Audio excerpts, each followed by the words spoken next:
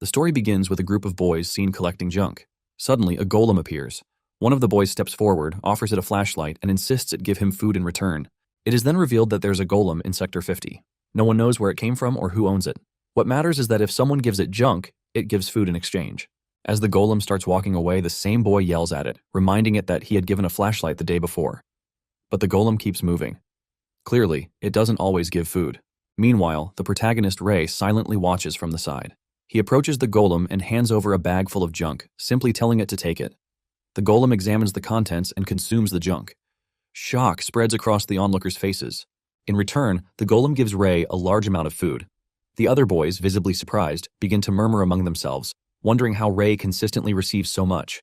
They note that this amount would be enough to last 3 days. The scene shifts to the entrance of Sector 50, leading to 17th Street. Ray walks alone, soon realizing that a group of boys has been following him for a while. Without turning back, he tells them to come out and questions how long they plan to tail him. One of them, named Ron, steps forward, impressed by Ray's sharp senses. He admits they were being careful. Ray reminds him of his previous warning, that if Ron ever appeared before him again, he'd make sure he could never walk again. Ron, unfazed, declares that he won't let Ray leave like before. He demands Ray to put his bag on the ground and promises to let him go safely. Ray sees through the lie. He knows they have no intention of letting him go. A brief narration follows, explaining the fear Ray's presence causes. Among the local kids, there's a saying about a ghost on 17th Street. A white ghost that moves silently, shows no expression, and traps people in their lies if they meet its gaze. Ron, frustrated, charges toward Ray with a punch, but Ray dodges it, grabs Ron by the collar, and lands a punch in his stomach, sending him to the ground. Enraged, Ron's friends scream for revenge. They rush toward Ray with baseball bats, ready to attack. One of them swings at him, but Ray swiftly dodges and strikes back with his elbow, causing the attacker's mouth to bleed. He then knees another in the face. One by one, Ray defeats them all. Standing over Ron, Ray tells him that bringing more people won't change anything. Terrified, Ron calls Ray a monster and begs him not to come closer. Ray reminds him of his earlier warning that he'd make sure Ron would never walk again. Suddenly, Ron pulls out a knife and threatens Ray. In that moment, Ray reflects. Being called a monster might be true. When he was 10, he realized he was different. He couldn't understand pain, anger, or sadness. Even now, 6 years later, he still feels nothing. But he has learned to read others' emotions. Ray tells Ron that using blades is an unspoken rule in their world. He questions whether Ron had planned the stabbing from the beginning. Ron claims to have picked the knife up from a garbage can. But Ray knows it's a lie. He can see the vessel inside Ron's chest, something others can't. When people feel emotions, their vessels fill with colored mana. Red for hate, anger, or love. Blue for apathy and ridicule. Yellow for joy and excitement. And countless other colors. Ray's world is always full of color. Ron threatens to stab Ray again if he gets any closer. But Ray sees deep black mana swirling inside Ron's chest, pure fear. Ray steps forward. Ron panics, and with calm intensity, Ray tells him that liars deserve punishment. Ray walks into a small tent-like shelter where Pale and a group of children greet him with happiness. The kids rush toward him, hugging him out of pure joy. They all gather around a lamp and sit together. Pale begins the daily routine, asking everyone to show their earnings for the day. The children reveal their collections, but the amount is too little. Pale, visibly concerned, wonders how they can split this among 7 people. Ray quietly opens his bag and displays the food he received. Everyone's eyes light up with excitement. Some kids exclaim that he must have gotten it from the golem. They complain that the golem didn't accept anything they offered, calling Ray amazing. Ray, in his thoughts, explains that the golem only accepts magical items with residual mana. Those who can't see mana won't receive anything from it. Pale smiles and suggests dividing the food. Thanks to Ray, they won't have to go hungry today. He begins distributing small portions of the food to each child. Meanwhile, Ray steps outside and sits alone, lost in thought. He knows they never have enough food to feed everyone. He wonders if he should go to the warehouse. He feels a deep responsibility to support this group, a group that once saved his life. A flashback from a year ago reveals Ray buried in snow. The same children were trying desperately to save him. In that moment, Ray had given up on life. He narrates that he was ready to die, but was saved. From that day, he lived by one principle, to always repay his debts, whether of kindness or vengeance. Back in the present, Pale steps out and tells Ray he should receive his share too. Ray insists he isn't hungry, but his stomach growls, betraying him. Pale laughs and suggests they share the food. Pale then points out that black rain is falling. He says it happens when mages use excessive magic. Mages are said to live in the lower-numbered sectors. He believes the golem must have been sent by a mage as well. Ray casually replies that it could be just a machine, but Pale remains convinced that magic keeps it moving. Watching the joy in Pale's eyes, Ray silently agrees. He believes that when the golem moves, it pulls in surrounding mana into its core, mixes it, and releases it as black gas. He connects this black gas with the black rain. Though the full truth is unclear, he feels there's a link between the two. Still, right now, something else matters more. Ray stands and tells Pale that he's heading outside for a while. Pale warns him about the heavy black rain and asks him to keep an eye on the river, as it's dangerous if it overflows. Ignoring the warning, Ray runs off into the distance. Left behind, Pale mutters to himself, accepting that Ray always does whatever he wants. Ray runs through the streets, thinking about how the black rain keeps everyone indoors. People believe even a single drop can make them sick, but Ray has the ability to shield himself from the rain, making it easier for him to work while others hide away. He reaches the entrance of the 18th Street Limp Foot Hector Ration Warehouse. Inside, a few men are busy gambling. Ray already expected this, knowing they always gamble on rainy days. Taking advantage of the distraction, he quietly slips into the warehouse, noting how the security becomes loose during such times. Once inside, Ray senses hundreds of different kinds of mana floating in the air. He begins drawing in specific colors and mixes them following the correct formula. Using his mana, he creates a small flame in his hand. As he pulls out some food, he reflects on how, despite not understanding the exact principles behind it, he can use this method effectively. However, controlling red mana still feels difficult. He wonders if fully understanding the emotions linked to it might allow him to create larger flames. Suddenly, a knife comes flying toward him. He narrowly dodges it. A group of men shout, mocking the little rat who's come for their rations. They're surprised by his speed. Ray hides behind a box, quickly realizing they must have been hiding behind pillars or boxes from the beginning. One of the men laughs, finding it hilarious that Ray is hiding. Ray observes that there are 3 enemies, and they somehow know his exact position. He realizes they're using night vision goggles, something he didn't expect. The men mockingly declare that he's trapped. All 3 throw knives at him at once. Ray dodges swiftly, catching them off guard. He then charges toward one of them and punches him straight in the face, knocking him to the ground. The remaining 2 react in shock, questioning how Ray can see them. Reading their mana, Ray identifies rage and surprise. One of them throws another knife, but Ray anticipates the move and dodges again. He quickly leaps forward and kicks one of them in the face. The third man stares in shock, just before Ray punches him in the stomach, taking him down too. As the third man falls, a fourth person kicks the gate open and steps inside. He mentions that he came to check because things were getting too noisy. Ray looks at him and immediately recognizes the man. He's Humphrey, an executive of the Hector Group. Humphrey, clearly furious, sees the 3 men taken out by Ray and angrily comments on how a little rat defeated all 3 brothers. Seeing Humphrey, Ray immediately senses the danger. The man's presence is just as intimidating as the rumors. Realizing he needs to escape quickly, Ray dashes forward and punches Humphrey in the stomach. But the attack has no effect. Humphrey, unfazed, lunges forward, attempting to grab Ray. Ray dodges the move, noting how fast Humphrey is. He quickly puts some distance between them. Humphrey acknowledges Ray's speed, while Ray admits to himself that this opponent is on a completely different level. As Humphrey charges again, Ray keeps dodging, knowing instinctively he can't win in a direct confrontation. Shifting strategy, Ray decides to target weak points. Using his mana power, he lands a hit on Humphrey's stomach and vanishes in an instant. Humphrey looks around and realizes Ray has escaped. Outside, men from the Hector Group begin searching for Ray. They're certain he couldn't have gone far after just fighting Humphrey. They spread out, determined to find him. Ray hides nearby, worried that he'll be discovered. Suddenly, a sound from the entrance draws the group's attention, and they rush toward it. Taking the opportunity, Ray runs, thinking about the risk he took. He just looted the infamous Hector Group's warehouse. If they catch him, they'll kill him. He isn't afraid of dying, but if he's gone, the kids won't survive. His debt to them would remain unpaid. One of the men spots him and another quickly approaches. Ray starts running again, but reaches a dead end where he's forced to stop. One man expresses frustration at Ray's speed. Another threatens him, demanding the stolen goods and warning that he'll stab him if he resists. Ray, not seeing Humphrey among them, believes he has a chance to win. He channels his mana power. As one of the men rushes in to attack, Ray dodges and punches him in the face. Then he grabs the second man's arm and uses his mana to burn his face. With that, both attackers are defeated. Ray, however, knows this isn't the end. More enemies will come. He also can't use magic indefinitely. Just then, he spots a nearby garbage can. More members of the group arrive, but Ray hides inside the can just in time. As their footsteps fade, Ray realizes they didn't find him. He decides to stay hidden for the night. If they follow him to the bridge, the children could be in danger. He wonders when the black rain will finally stop. The next morning, Ray wakes up inside the garbage can. Crawling out, he assumes the area should be clear by now. But suddenly, a man appears and declares that he's found Ray. It turns out he returned on a hunch. Ray observes the color of the man's vessel and sees intense rage. Knowing he hasn't fully recovered, Ray braces himself. The man taunts Ray and pulls out a knife, ready to fight. He charges at Ray, who narrowly dodges the first attack. The man quickly follows up with another strike, forcing Ray to stumble and lose balance. Now, in a vulnerable position, Ray watches as the man swings his knife again, this time aiming dangerously close to his eye. But before the blade connects, a gunshot echoes from behind. The attacker drops dead instantly, a bullet to the head. A man behind Ray smirks and casually comments on the danger. He takes a puff of his cigarette, surveying the chaotic scene. This man is revealed to be Niles, the boss of 17th Street. Ray looks at Niles and asks if someone had called him, surprised to see him awake this early. Niles responds that he heard Hector's men were on the move, then questions Ray about the item he took.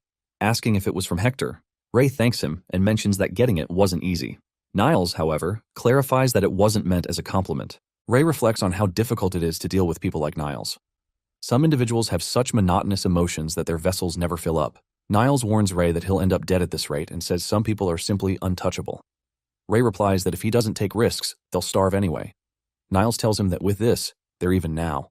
Ray recalls pulling Niles out of the river, thinking at first that he was just supplies and not intending to help. Niles reminds him that he survived because of that. Ray admits that Niles already repaid that debt. He remembers it happened a year ago. Niles was once an executive of the 46th sector, but was betrayed. Ray doesn't think he was lying. The combat lessons Niles gave him in return were highly structured. Ray brings up something Niles had said before, about joining an organization.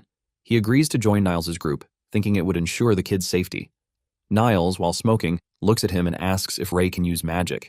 Ray is shocked and asks if Niles knows about magic. Niles had suspected it ever since he saw Ray light a fire without a lighter. Ray, curious, asks what Niles knows. Niles explains that he once spoke to a magician from his former organization. According to him, there's mana in the air which is used for magic, but only a few can detect and use it. When Ray asks if anything was said about color, Niles replies that the magician said mana couldn't be seen. This leaves Ray puzzled. He wonders what exactly he's been seeing. He presses Niles, asking if that's all and whether he forgot something. Niles, irritated, threatens to hit him. He swings, but Ray easily dodges. Ray then asks again about joining his organization. Niles declines. Ray, surprised, questions the sudden rejection. Niles explains that all sectors lie along the Elton River. If Ray follows the river upstream, he could reach other sectors, escape the slums, and build a better life. He believes it would be a waste for someone with Ray's abilities to die here. Niles even offers to find him a car. Ray refuses, reminding Niles that he looks after the kids here. Niles laughs and says not to worry. He plans to start an orphanage and take in orphans like Ray. Ray looks at his vessel's colors. They're so faint it's hard to read, but he believes Niles is telling the truth. He's always kept his word before. Ray warns him to be careful. Hector seems to be preparing for war, as Ray saw him receiving truckloads of weapons. Niles already knows. He states that using live rounds in any conflict is a clear declaration of war. Ray worries that store owners will suffer if Niles' group loses. He mentions that the protection fees from Niles' organization were actually somewhat reasonable. Niles replies that it only seems that way because many others are worse than him. He adds that Ray should stop treating him like an old man. He isn't even married yet. Ray casually says he is old. Annoyed, Niles tries to punch him, but Ray dodges again. At that moment, a man arrives with a car and tells Niles they need to go. Niles agrees and gets into the car. Before leaving, he tells Ray that the place is about to become a war zone, advises him to find a new hideout, and tosses him a sanitizer. As the car drives off, Niles tells Ray to sanitize his ear. The scene shifts to 17th Street near the central square, where Ray arrives. Seeing him, Josephine lights up with joy and runs to him, concerned about his injuries. He asks Ray why he didn't return the previous day, how he got hurt, and whether he was in a fight.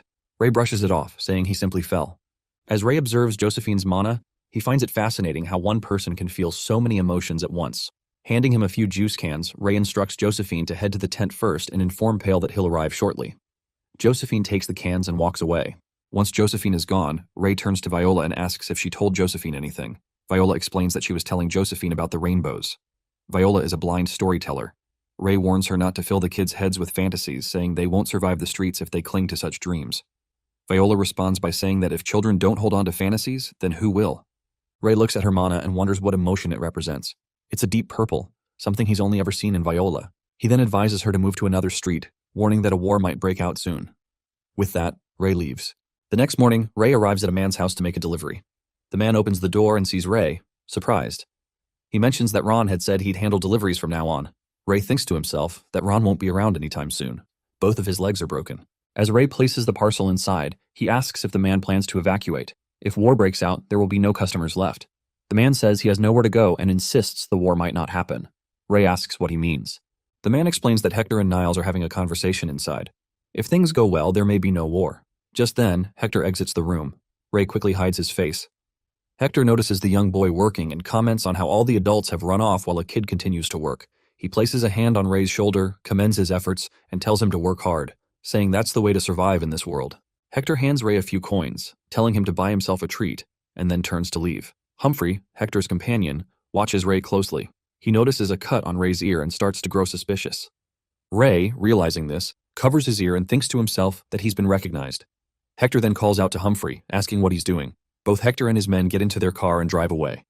After they leave, Ray wonders why Humphrey recognized the wound on his ear yet didn't say anything. The man then approaches Niles and asks what happened. Niles responds that the negotiation failed. War is inevitable. Hearing this, the man is visibly shocked and asks if it's really true. Niles explains that the terms were unacceptable. Hector's group wanted to absorb their entire organization. For Niles, it was the worst possible outcome. The man assures him it's not his fault and admits he won't be able to open his store for a while. Niles then turns to Ray and tells him not to leave his hideout during this time. As Ray walks away, he thinks about how dangerous things could become once war breaks out. He realizes he won't be able to move around freely and decides to stock up on as much food as he can. Just then, Ray spots Humphrey riding away in a car. He notes that it's an unfamiliar vehicle, not something usually seen in Sector 50. Suspicious, he decides it needs further investigation. Ray heads to 18th Street, near the entrance to Hector's group's base. Hidden nearby, he keeps a close watch on their movements. Soon, a car arrives. Hector approaches it, saying they've been waiting and that they'll escort the arriving man inside. He refers to the man as Mage. Seeing the man step out of the vehicle, Ray becomes alert. The man's mana is dark blue, nearly black, and there's an immense amount of it. The color is similar to the mana of golems when they move. What draws more attention are the rings around the man's vessel, which appear to hold back the overflowing mana. Ray realizes this man is extremely dangerous and decides that Niles must be informed immediately. Ray rushes to Niles' group and finds everyone loading supplies. He approaches one of the men and asks for Niles' whereabouts. The man is startled by Ray's sudden appearance and asks how he got inside. Ray casually replies that the gate was open and asks again where Niles is. The man tells him that Niles went out to prepare for the war and advises Ray to leave quickly as it's getting dangerous. Ray then instructs the man to deliver a message to Niles. He must be cautious of the man with the monocle. Later, Ray returns to his tent where all the children are asleep. Sitting outside, he talks to Pale, wondering if the war will end in a week. Pale asks who Ray thinks will win. Ray admits he doesn't know, as both groups are equally matched. However, Ray privately hopes Niles wins, for the children's safety.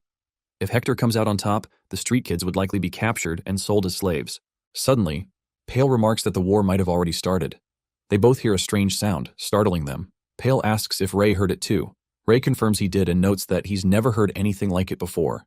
Something feels off, and he senses that something is definitely wrong. The scene shifts to 17th Street, where the battle has already begun. A group of men open fire on a golem, but their bullets have no effect. Shocked by its resilience, they pause for a moment.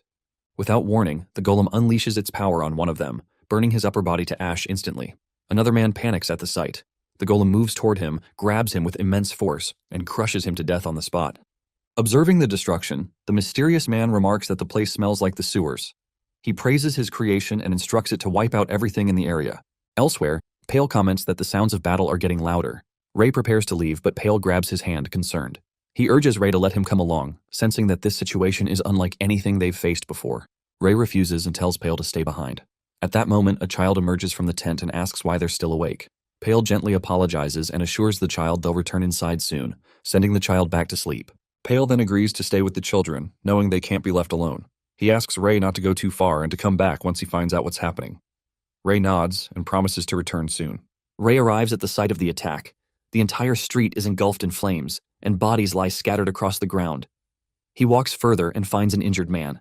Ray asks what happened and if he's all right. The injured man explains that the enemies brought a golem with them, controlled by the man with the monocle. They were no match against it. With his final breath, he urges Ray to run. After saying this, the man dies. Ray remains silent. He draws his knife, fully aware that at this rate, Niles' group will be defeated.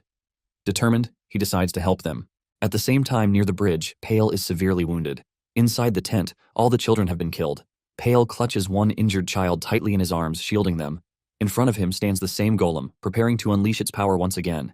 In his mind, Pale silently pleads, Ray must not come back here. We now shift to the scene at 17th Street Central Plaza. The area is in complete chaos, filled with corpses lying everywhere. Ray arrives at the scene, eyes scanning the devastation, regret filling his mind. He realizes he was too late. All the bodies belong to Niles' men, but Niles' corpse is nowhere to be found. This gives Ray a sliver of hope. Niles might still be alive. Suddenly, a loud sound echoes in the distance. Alerted, Ray immediately starts running toward the direction of the noise, recognizing it as coming from the tent. As Ray reaches the tent, he spots the golem standing there. In front of the golem lies a lifeless body. The sight enrages Ray, and he charges forward, gripping his knife tightly, aiming to attack the golem. But before he can land a blow, the golem notices him and punches Ray in the stomach, sending him crashing into a nearby wall. Struggling to stay conscious, Ray gathers his thoughts. He knows he has to make sure everyone else is safe. His mind drifts to the children and Pale, remembering their happy faces.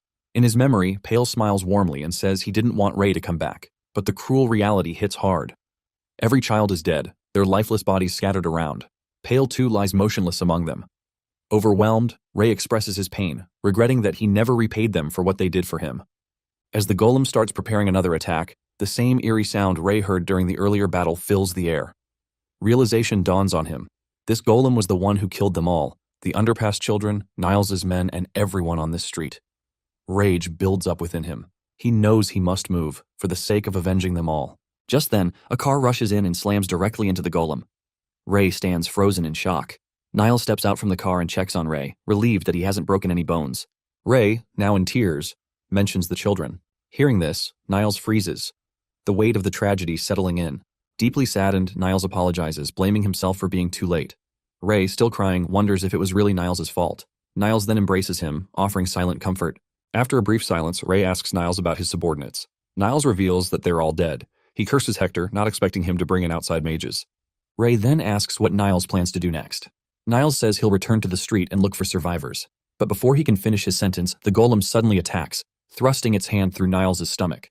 A hole is torn through him, and Ray watches in horror. Niles, with a faint smile, collapses to the ground. Ray stands stunned, flashes of memories flooding his mind. Moments he spent with Niles, the good times they shared. Rage takes over. The golem now reaches out to attack Ray as well. But Ray, burning with anger, prepares himself, determined to end it. His voice filled with fury, he declares that he will kill them all. Both the golem and Ray activate their powers simultaneously, launching fierce attacks at each other. Their strikes collide mid-air with tremendous force. Ray feels a surge of clarity. He's different. He's a human with emotions. That thought fuels his power, and his attack overwhelms the golems. Flames engulf the creature, completely incinerating it in one blow. The golem is destroyed instantly.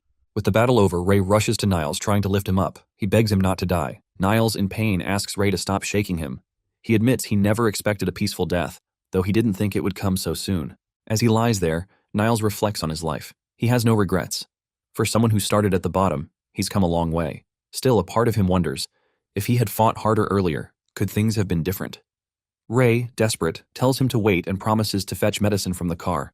But Niles grabs his hand, smiling faintly. He urges Ray to leave the place and find somewhere better. He tells Ray that he always saw him as a little brother. He encourages him to swim against the current, not to get swept away by the rapids. He hands Ray the car key, and with that, Niles dies. Ray is stunned at first, then he breaks down screaming. In that moment, rage and despair fill him completely, emotions he had never truly felt before. Morning comes.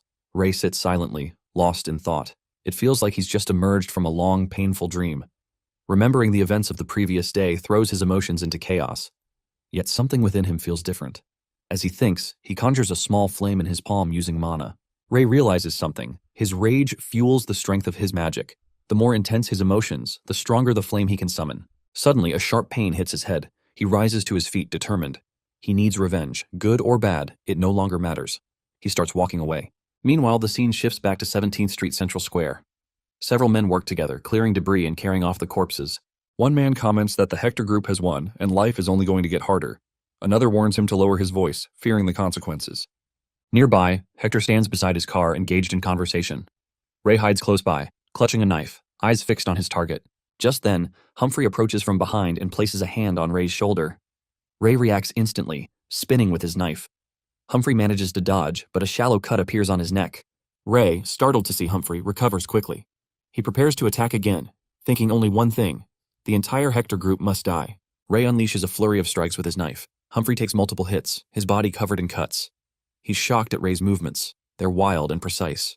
Ray wasn't this powerful before. At this rate, Humphrey knows he will lose. Ray then drives his knife deep into Humphrey's shoulder. In that moment, Ray realizes Humphrey allowed him to land the blow. Seizing the opportunity, Humphrey grabs Ray and slams him into the ground. Then, looking at him, he questions if Ray would really choose to die for something as meaningless as revenge. He addresses him as the ghost of 17th Street and offers him a deal. After a short while, Humphrey speaks to Ray. He admits he has been watching him for a long time and now wants Ray to hear him out. Ray recalls what people say about Humphrey, a quiet man known for carrying out his duties flawlessly. But now, seeing Humphrey's desperate expression, Ray feels that he doesn't seem to be lying. Ray asks him what he wants. Humphrey requests Ray to leave Sector 50. Ray questions the reason. Humphrey reveals that he wants Ray to find his brother, the same brother Hector sold to the city of Mages.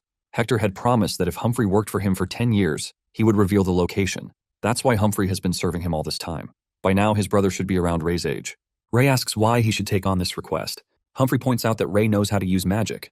This catches Ray off guard. Humphrey continues, stating that after witnessing Ray's fight in the warehouse, he's certain Ray can use magic. But even with that ability, Ray still can't defeat Hector. Hector always keeps a terrifying mage at his side. Ray senses the overwhelming presence of that pitch-black mana, a mana of fear that trembles with intensity. Humphrey explains that the mage is a demon. Anyone who annoys him ends up frozen solid. He once drowned a man by trapping his head in a water bubble. He is both powerful and cruel. Humphrey advises Ray to survive for now if he ever wants a real chance at revenge. Listening to this, Ray realizes Humphrey is right. He has never truly learned magic, he's only used it instinctively. On the other hand, his enemy is a trained expert. In his current state, Ray doesn't stand a chance. Humphrey adds that the city of Mages lies somewhere upstream of the Elton River. Only mages are allowed to enter. He hands Ray all the money he has saved his entire life. Inside the package is also a slip of paper with his brother's name and traits written on it. Ray questions why Humphrey would entrust him with such a responsibility. He could easily break the promise. But Humphrey says he knows Ray. He believes Ray wouldn't break a promise. From everything he has observed, Ray is skilled enough to reach higher-level sectors. He truly believes in him. Looking at Humphrey, Ray is reminded of Niles. Then Humphrey, now visibly nervous, warns that other members will arrive soon. Ray needs to decide quickly. Ray agrees but places one condition. Humphrey must take care of all the corpses at the underpass. Only then will he search for his brother.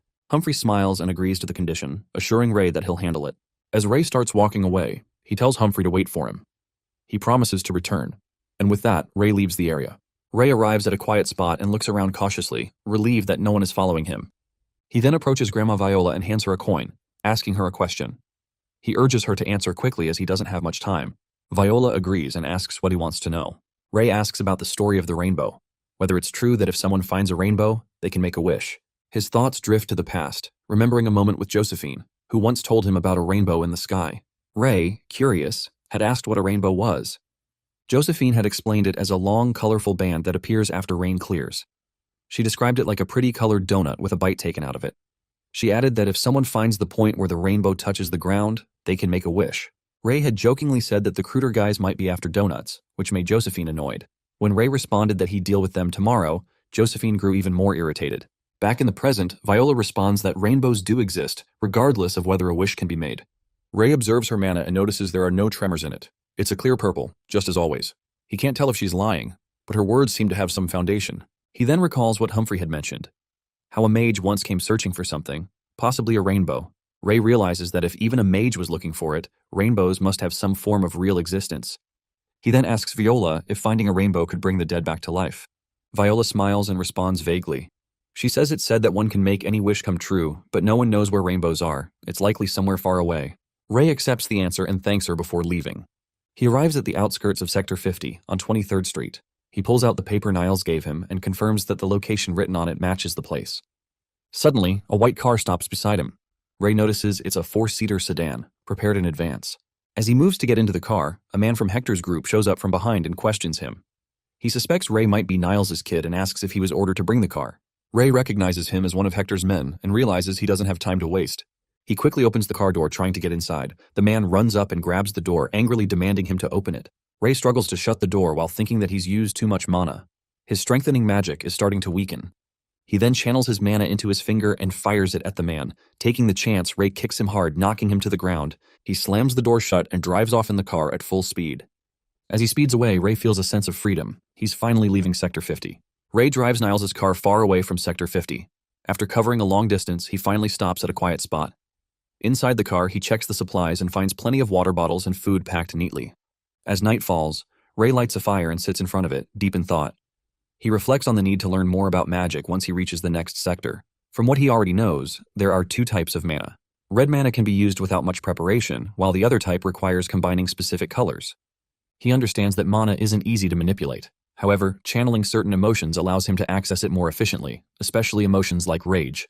With that in mind, he begins focusing on his mana, but abruptly stops. He realizes that this is his current limit. If he loses focus on the emotion, the mana vanishes. He decides to try combining different types of mana. He attempts to merge mana in his hand, but the effort fails. He reflects on how incompatible mana types repel one another. Combining colors demands precision and a high level of mental strength. Still, some combinations work well together. He decides to keep practicing. Earlier, this kind of effort wasn't necessary, but now, everything has changed. Now, he has a purpose. Ray continues his journey, stopping at night to train and experiment with his mana. After several attempts, he lies on top of the car and thinks about refining his control. He wonders if it's possible to draw mana more gently. If he can store mana in a vessel and release it when needed, it would make his magic more efficient, similar to the circles surrounding the mage's vessel he had once seen. He resolves to search for a way to achieve this once he reaches Sector 49. Back on 17th Street of Sector 50, Hector's men are seen searching for the golem. A mysterious mage arrives in a car. One of the men nervously informs him that they're still looking and asks for a little more time. Without a word, the mage holds his staff near the man's face. The man begins to tremble and tear up, begging for more time. But the mage calmly expresses his distaste for those who fail to understand him. As soon as the trembling man touches the staff, his entire body turns into a statue of ice. Frozen solid, he stands motionless until the mage casually pushes him to the ground with his staff. Suddenly, another man yells out, claiming to have found something. The mage steps out of the car and walks over to the area. A soldier tells him it looks like the golem fought here. Observing the ruined surroundings, the mage senses lingering mana in the air, a powerful magic that still leaves traces. He picks up on even more mana nearby. Touching the ground, the mage asks if someone had been living there. The soldier explains that street children must have stayed there. On learning this, the mage confirms they were orphans. The man replies that the area was ideal for them, and they likely fled due to the war. Hearing this, the mage silently questions whether an orphan could have used magic. The thought causes him to burst into laughter. The idea that a street orphan could discover such a complex elemental combination on his own seems absurd to him. It feels impossible. As he prepares to leave, the mage concludes that another mage must have come and destroyed the golem. He orders the men to investigate and find out what really happened. They comply without hesitation. Still, a thought lingers in the mage's mind. If by some miracle the impossible had happened, then that orphan would be a prodigy. A genius with the potential to become an archmage unlike any the world has ever known. Meanwhile, Ray finally reaches Sector 49. The scene flashes back to an earlier moment where Niles and Ray sit inside a bar. Niles begins to describe his birthplace, the 42nd Sector. He explains how it's similar to this place, messy and chaotic. The only real difference is its size.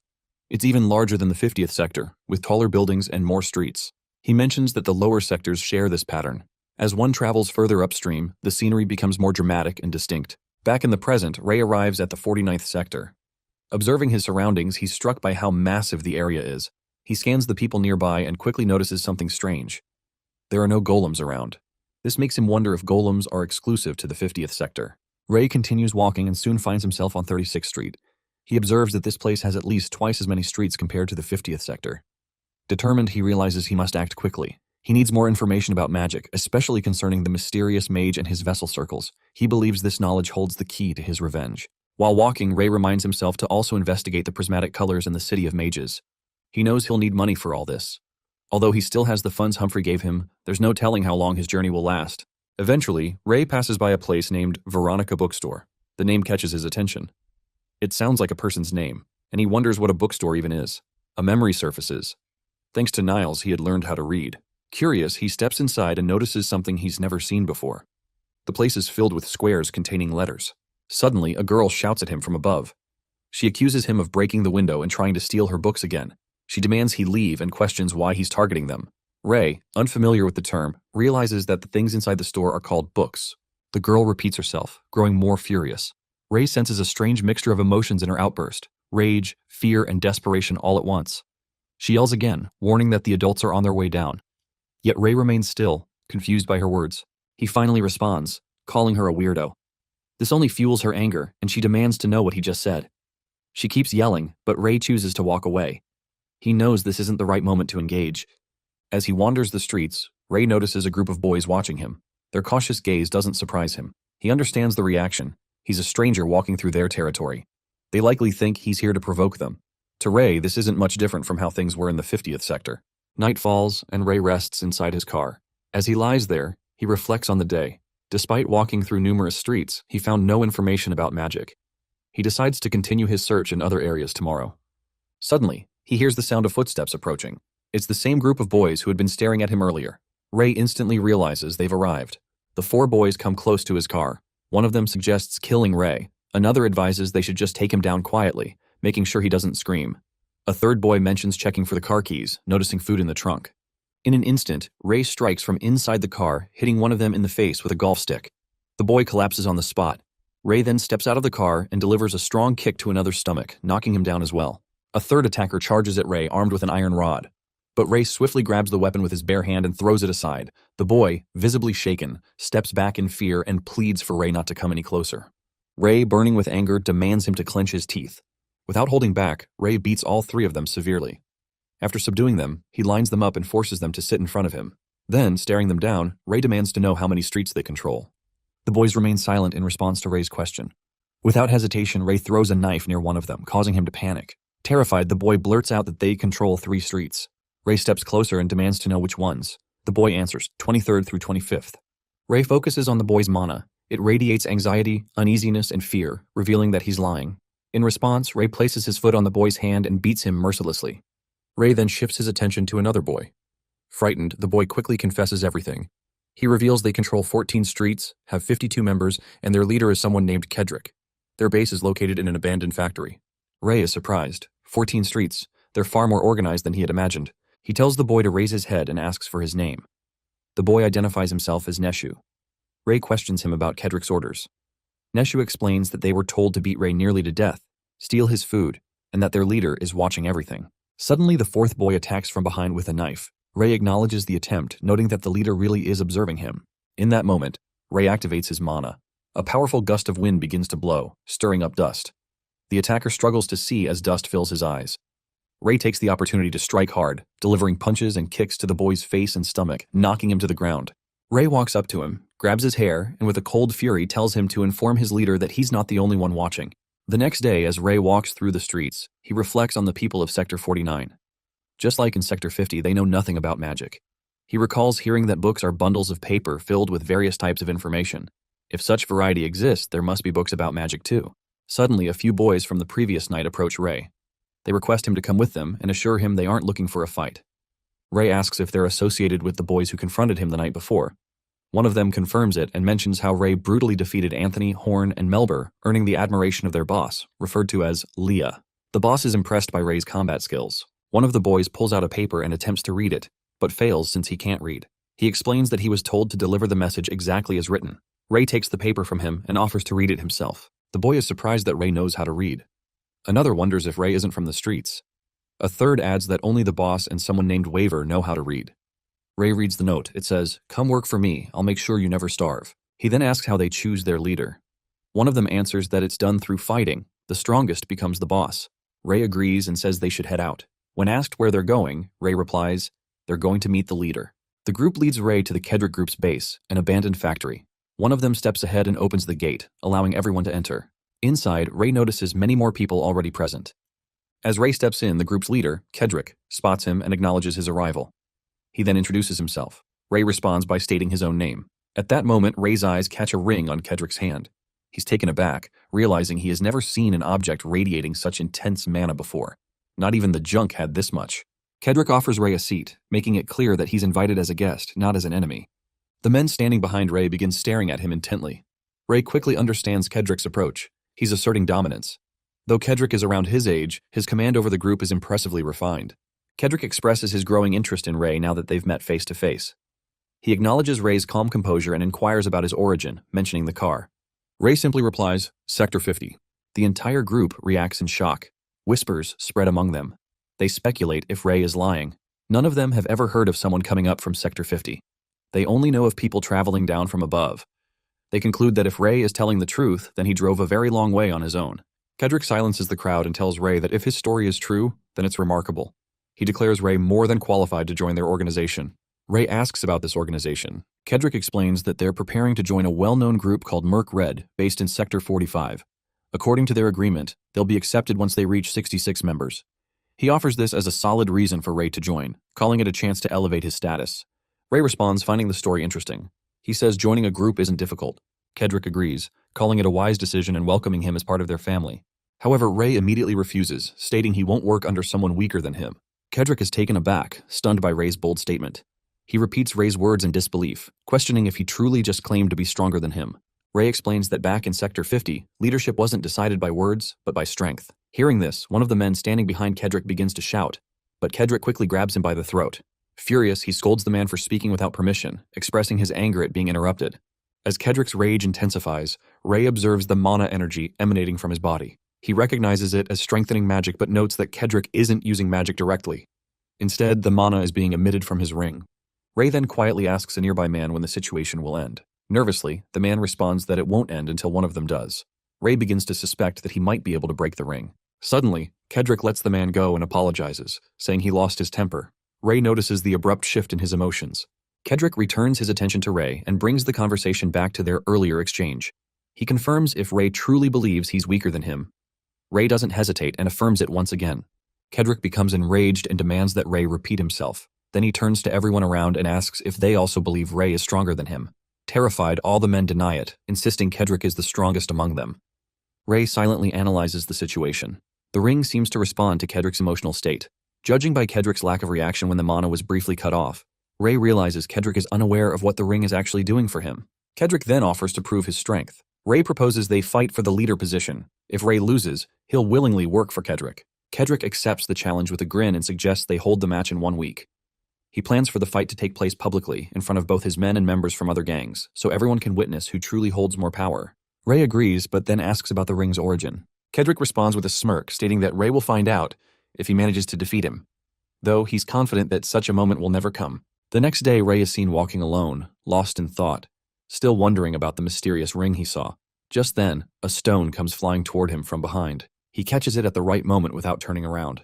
The stone had been thrown by a group of boys nearby. One of them steps forward, questioning who allowed Ray to walk freely in their territory. More boys join from the other side, mocking Ray and calling him crazy. The first boy warns Ray not to think about running, proudly declaring that they rule the streets. Ray calmly responds by challenging them all to a fight. After defeating every one of them, Ray reflects on the situation. No matter where he goes, people keep picking fights with him. He assumes it's because news of his challenge to Kedrick is spreading. Although Kedrick's gang has been ordered not to attack, that doesn't apply to the other groups. Letting a stranger walk freely in their area bruises their pride. Now even rival gangs are forming alliances just to keep him in check. But everything is going exactly as Ray planned. The more he uses his magic, the stronger it grows. With experience, he casts spells faster and with less mental strain. Provoking fights has turned out to be a smart strategy. Looking toward the street, Ray suddenly speaks out, asking how long the person hiding has been watching him. From a nearby alley, a boy steps out. He nervously confirms that Ray is the one known as the Hunter. Ray studies him. The boy is smaller than others his age, clearly not built for fighting, and he's walking around alone. He doesn't seem like a threat. Ray tells him to remove his glasses, saying he doesn't want to hurt his hands when they break. The boy quickly pleads with him to stop, explaining he isn't there to fight. Ray halts his advance. The boy, trying to stay calm, insists that he's not a fighter and questions how he could fight with such a scrawny frame. Ray then asks what his business is. The boy introduces himself as Philip. He explains that he has an offer for Ray. Philip leads Ray through the streets, mentioning that he works near the eastern garbage dump. He shares how Ray has become the talk of the area, with rumors about him spreading everywhere. Ray reflects silently, realizing that after overpowering the local gangs as a stranger, people have started calling him the Hunter. Soon, Philip brings him to a location and opens the front door. Inside, a large crowd of people is gathered, prompting Ray to remark on the sheer size of the place. Philip proudly welcomes him to the Philip Hotel. Ray estimates that over 100 people must be living there. Philip corrects him, stating that the exact number is 186, including those currently working outside. Ray observes that everyone inside seems to have something in common. Philip acknowledges his observation. Ray points out that most of them appear to be either very young or physically small, which would make it difficult for them to join other groups. Philip confirms his assessment and praises his sharp eye. He explains that Sector 49 has a lot of mines, and because of the dangers, many adults end up dying. Ray connects the dots, understanding that this forces children to take up jobs. Philip agrees and adds that the demand for workers is high. Even children are hired in shops. The workload is too much for local gangs to manage alone, so Philip has struck deals with some of them. In return for paying a small bribe and supplying them with workers when needed, he gets to operate freely. He acts as a broker and even provides shelter. Ray asks if Philip built all of this on his own. Philip confirms it and mentions the immense effort it took to set up the infrastructure. At that moment, a boy named Jonathan approaches Philip. Philip checks in with him, asking about his job at a restaurant. Jonathan reports that everything is going well and that no one is bullying him at work. He hands over his rent for the month. Philip verifies the payment and Jonathan heads off. Philip immediately begins recording the transaction in his notebook.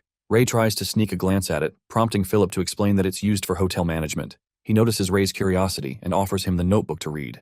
Ray flips through the pages and finds an entry about Philip's plan to approach him. Surprised, Ray comments on how deeply Philip has investigated him. Philip becomes nervous and apologizes, explaining that he enjoys observing people. Ray assures him there's no need to apologize. He admits that he's the complete opposite, unable to understand people even if he tries. It doesn't bother him at all. Philip, relieved and happy, responds with a cheerful smile. Philip leads Ray toward a room where two men are stationed outside the entrance. One of them questions Philip, reminding him they can't just allow anyone in. Philip explains that Ray is the hunter everyone's been talking about and that he had already mentioned bringing him over as a guest. He then takes Ray inside the room and tells him to make himself comfortable. This is a space Philip uses personally. Ray admits that at first he had assumed Philip was a con man. Philip clarifies that he doesn't lie. In business, credit holds more value than money. Money can always be regained, but once credit is lost, it's hard to earn it back. Ray silently notes that Philip doesn't seem to be anywhere near his own age. He then asks about the proposal Philip had mentioned earlier. Philip, feeling a bit nervous, reminds himself that he has to push past the fear if he wants to benefit from this opportunity. He reaches out his hand and presents his offer. He wants Ray to become his business partner once Ray defeats Kedrick and takes over as the new leader. Ray observes Philip's mana and notices a change. He has less black mana than before. It's clear that although Philip was once scared, he's now filled with courage. Ray questions whether Philip truly believes he won't lose. Philip admits that the possibility of losing exists, but he believes Ray has a high chance of winning. When asked why, Philip explains that it's a hunch. He enjoys observing people, and by watching their behavior and habits closely, he can usually figure them out. He points out that Ray tends to lower his gaze when speaking and often looks at people's chests instead of their eyes. He speculates that it could be due to some trauma involving eye or facial contact. Returning to the point, Philip says he has a sharp eye for people and can tell a lot from their actions. Ray interrupts and asks how many of his habits Philip has noticed and what they are. Nervously, Philip shares another one. He's noticed that Ray always leads with his right foot when turning corners, possibly because he's right-handed and subconsciously preparing for a potential threat. Hearing this, Ray reflects on how no one has ever analyzed him with such detail before. Most people saw only his surface, labeling him as cold or scary. Even now, he struggles to feel anything other than anger or sadness without focusing. Yet Philip feels like a clue to understanding how he could grow emotionally. Philip continues, pointing out that Kedrick tends to get swept up in emotion during battle, whereas Ray fights with calculated decisions, reading his opponent's movements carefully. Ray accepts the proposal. Philip expresses surprise, saying he wasn't done explaining yet. Ray tells him to figure out the rest on his own and warns him not to take things lightly. Philip, now excited, agrees confidently. Ray adds that he has one condition. Philip asks what it is. Ray explains that since Philip has a lot of connections in the area, he needs him to find something. 2 days later, a man was seen repairing Ray's car while Ray sat quietly beside it. As he worked, the mechanic mentioned Ray's origins from Sector 50, commenting on the poor state of the vehicle. He joked that it looked like Ray had crossed a desert. He added that Philip must have taken a liking to Ray, as he rarely assigned someone as skilled as him for repair jobs. Then he asked Ray for a wrench and a 6mm nut. Ray used his magic and placed the wrench and nut beside the mechanic without moving. Noticing the tools next to him, the man looked surprised, wondering if he had brought them there himself. Soon, the car was repaired. The mechanic explained that except for the engine overheating, there wasn't much to fix. He replaced the coolant with something superior, secretly taken from his workplace, the most expensive one they had. Ray acknowledged his effort with a simple compliment. The mechanic replied that he was doing it on Philip's request. He called Philip their savior, someone who helped them find work in the first place. For that reason, they never complained about giving Philip a share of their earnings. Ray quietly observed how popular Philip seemed to be. Before leaving, the mechanic handed Ray a paper, saying Philip had asked him to deliver it. The message was too long to memorize, so Philip had written it down. With that, the man left. Ray then recalled a past conversation with Philip, where he had asked for information about mages. Philip had confidently responded, saying he had heard of them and would gather intel on anyone suspicious. He assured Ray that it wouldn't take long. Back in the present, Ray sat inside the car and reviewed the paper. He was surprised at how much information Philip had gathered in just 2 days. The notes listed individuals like Wolfman from 2nd Street, a 42-year-old male baker known for carrying heavy bags effortlessly. Then there was Andrew from Kenny's store on 8th Street, a 23-year-old clerk who ate dry wheat bread without showing any reaction. Ray paused at another entry, noting that it seemed worth confirming. As he walked through the street, Ray observed someone and mentally excluded Lennon from suspicion due to the absence of a ring on his chest. That left just one possible individual. Ray marked Lennon off the list. He continued reading the report. It described a man who had narrowly avoided a falling pipe when a sudden gust of wind saved him. What caught Ray's attention was how the man showed no surprise at all. Ray concluded that there was a high possibility this person was a mage. While walking, Ray arrived near Veronica's bookshop. Outside, 2 men were standing and talking. One of them noted that the store was closed again. The other added that at this rate, reopening seemed impossible. They casually admitted to throwing rocks at the shop daily. One questioned whether their job would be done if they stopped now. The other reminded him that they'd get paid double if the store went up for sale. They couldn't stop yet. Laughing, he picked up a stone and said they'd aim at the second floor this time, at the house instead of the store, to force the residents to move out. He prepared to throw. Just then, a girl shouted from above, demanding they leave. She revealed that she had overheard everything and accused them of being the ones throwing rocks. She warned them to scram. Ray observed the girl's mana. It shone light yellow, symbolizing courage and conviction. However, the presence of black mana indicated her fear. One of the men mocked her for shaking. The other sarcastically mentioned how lucky she was to have a house, unlike them. The girl shouted back, saying the adults were coming. Ignoring her, one of the men threw a stone which landed near her. Laughing, he remarked that they all knew only kids and a sick old person lived there. The girl grew nervous. Another man prepared to throw a stone at her face. Just before Ray could activate his magic, the girl unleashed her own magical power and sent the stone flying back at them. Seeing her use magic, Ray was taken aback. He silently noted that she was a mage. Seeing the girl's magic, the two men were shocked. One of them questioned what had just happened, while the other dismissed it as imagination and suggested they try again. Ray, observing everything, clearly recognized it as magic. The girl shouted at them to leave. Ignoring her, the two men threw stones at her again, mocking her for pretending to be tough. They believed she couldn't do anything from up there. The girl saw the stones flying toward her and, scared, closed her eyes. Just then, Ray used his magic to stop the stones. A strong wind began swirling in the area. One of the stones rebounded and struck one of the men in the face, knocking him down. The other man, shocked, stood frozen as another stone hit his face, making him scream loudly. Ray stepped forward and looked at the girl. She was startled to see him. After coming downstairs, she thanked him. Ray told her there was no need, but mentioned he had something to ask. She replied that she also had a question. At the same time, they both asked each other if the other was a mage. Hearing this, the girl invited Ray inside so they could talk. Inside, the girl introduced herself as Veronica. Ray also shared his name. Veronica apologized for yelling at him the last time, explaining that she had mistaken him for one of the kids throwing rocks. Ray understood, acknowledging that the situation had led to a misunderstanding. Veronica thanked him again for helping her. She admitted that without his help, she would have been in serious trouble. Ray told her not to thank him so much, adding that he had only wanted to check out the bookstore. In his thoughts, he noted that while he came searching for magical knowledge, meeting a mage had turned out to be an even greater discovery. Veronica seemed surprised by his casual attitude and wondered internally why people here weren't usually more receptive to appreciation. As they sat down, Ray asked her where she learned magic. Veronica explained that her grandfather had taken in her and her siblings. Ray, surprised, asked if her grandfather could also use magic. Nervously, Veronica confirmed that he was a mage. Ray asked if he could meet her grandfather. Veronica agreed, saying it should be fine, but she needed to go upstairs to inform him. Then she noticed a cut on Ray's cheek. Ray explained that it was just a graze and nothing serious. Veronica insisted that it could get infected if left untreated. She moved closer and placed her hand over the wound, using her magic. The wound healed instantly. Amazed, Ray asked how she had done that. Veronica didn't understand the question. Ray clarified that she had moved white mana and created light to heal him. He thought to himself that despite trying hard, he had never been able to move white mana.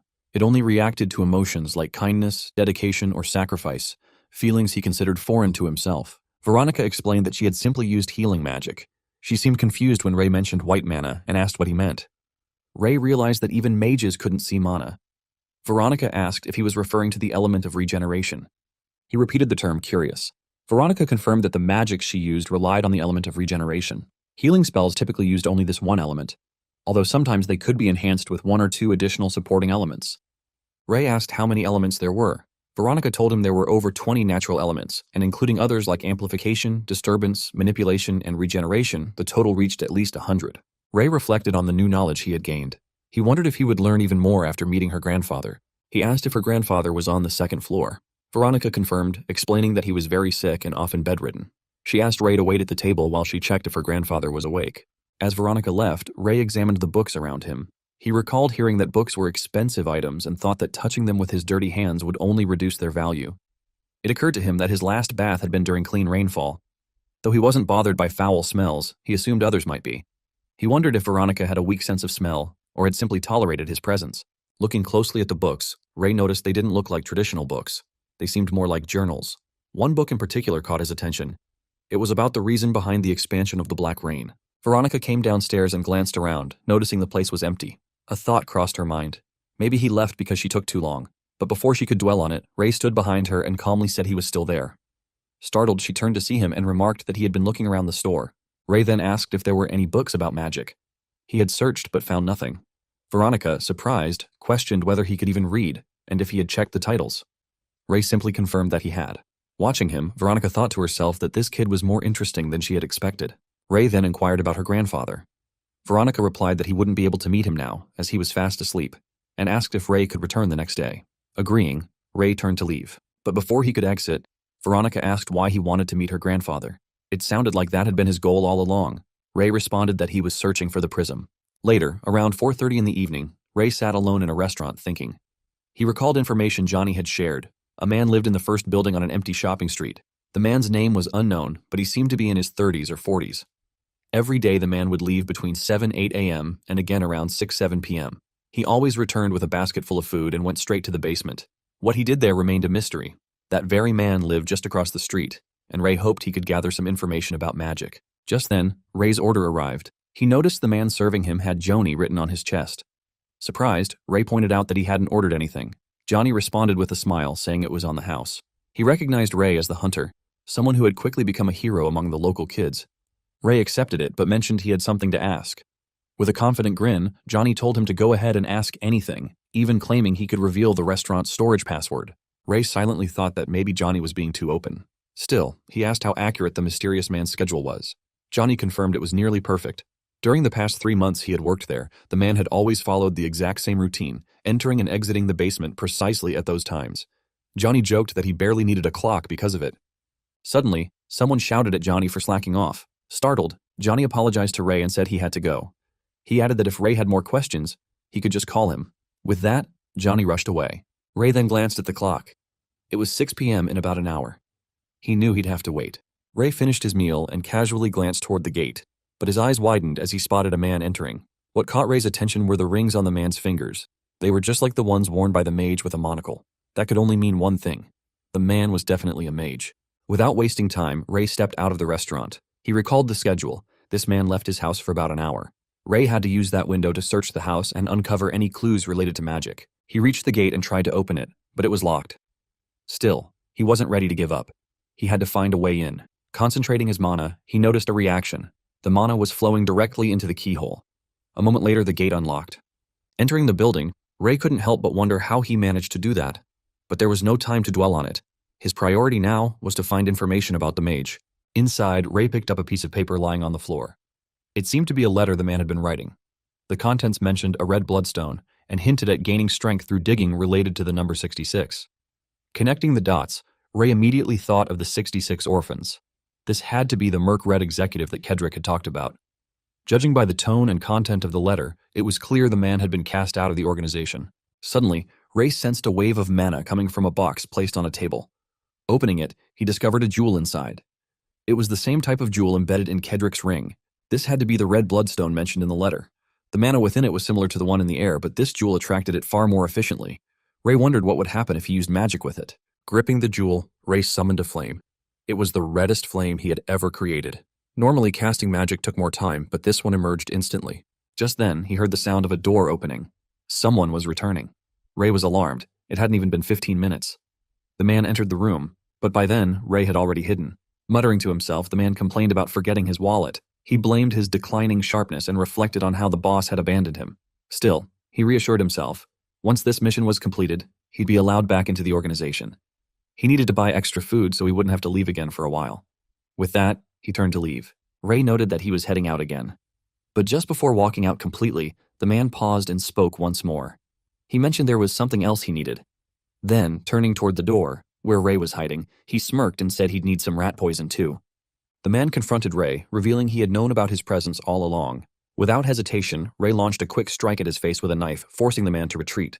A cut appeared across the man's face, and his anger surged as he realized it wasn't a professional assassin, but just a kid. He questioned how someone like Ray had managed to unlock the door. Ray moved forward again, preparing to subdue him and extract the truth. But before he could land another hit, the man caught his knife and taunted him, accusing him of being disrespectful toward adults and questioning his strength. Ray quickly stepped back, realizing the man had focused his mana into the hand gripping the blade, using magic to block the cut. Now enraged, the man declared he'd gone easy on Ray because of his age, but would no longer hold back. Drawing his weapon, he launched a fiery attack. Ray watched closely, wondering if he too could perform that kind of magic. As the attack landed, Ray blocked it with his own hands, surprising the man. Ray had memorized the color combination and ratio of the magic just used. The man grew confused, questioning how this was possible. He believed the technique, metallization, to be his own unique creation. Amid the clash, Ray slashed the man's stomach with his knife, causing him to fall to the ground. Laughing, the man assumed the boss had sent Ray and recalled hearing rumors of an assassin capable of copying magic. Ray immediately drove the knife into his hand, making him scream in pain. Ray reminded himself to keep his voice low to avoid revealing his identity. He demanded answers and made it clear the man would now speak only when spoken to. Despite the situation, the man laughed again, surprised by Ray's young age, but Ray knew that people like him couldn't be reasoned with. If no information could be extracted, eliminating him might be the only option. The man grinned, claiming he'd make the boss acknowledge his power once again. Suddenly, intense flames erupted from his entire body. He declared that he would pay the boss a visit soon and expressed his hope that Ray would survive long enough to deliver the message. He was convinced the boss was regretting abandoning him. Ray observed closely. The spinning rings were dispersing red mana rapidly through the man's bloodstream. The surge was dangerous. If Ray hadn't shielded himself with mana, the outcome could have been fatal.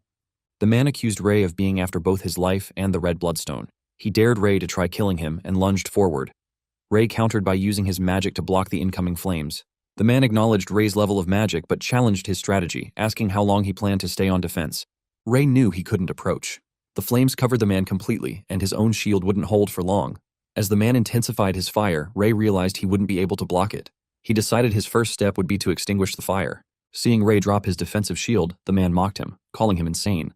But then, confusion appeared on his face. He was stunned that Ray was casting two main types of magic at once. As Ray summoned water magic into his hands, the man stepped back, shocked. He questioned whether Ray was even an assassin. Without hesitation, Ray unleashed the water magic, drenching the man and extinguishing his flames in a single strike. After defeating him, Ray stumbled out of the house. His body was worn down, showing clear signs of exhaustion. The intense magic had taken its toll. This was the result of pushing his mental limits to the max. The firepower had been overwhelming.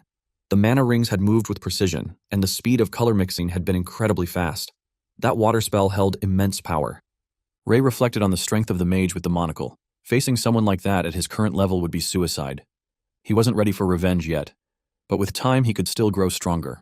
Regretting not taking everything when he had the chance, Ray reached into his pocket and pulled out a jewel. The next morning, Ray arrived at Veronica's bookstore.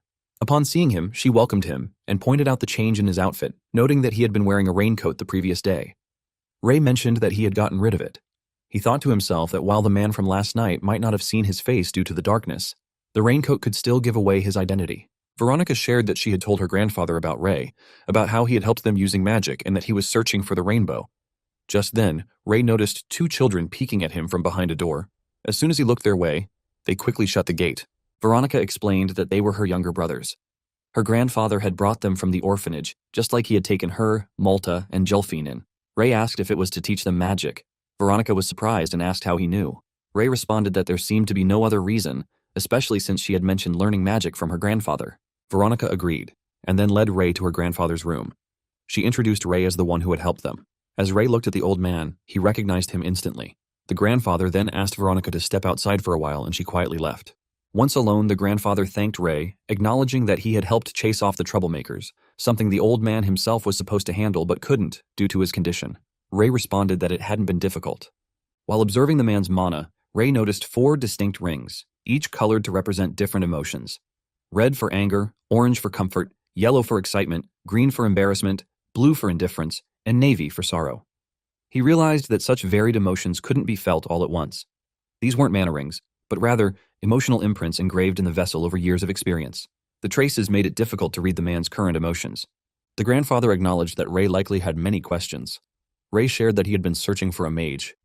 The grandfather pointed out that Ray himself was a mage, based on what Veronica had told him about his use of magic. Ray admitted that despite that, he still lacked knowledge.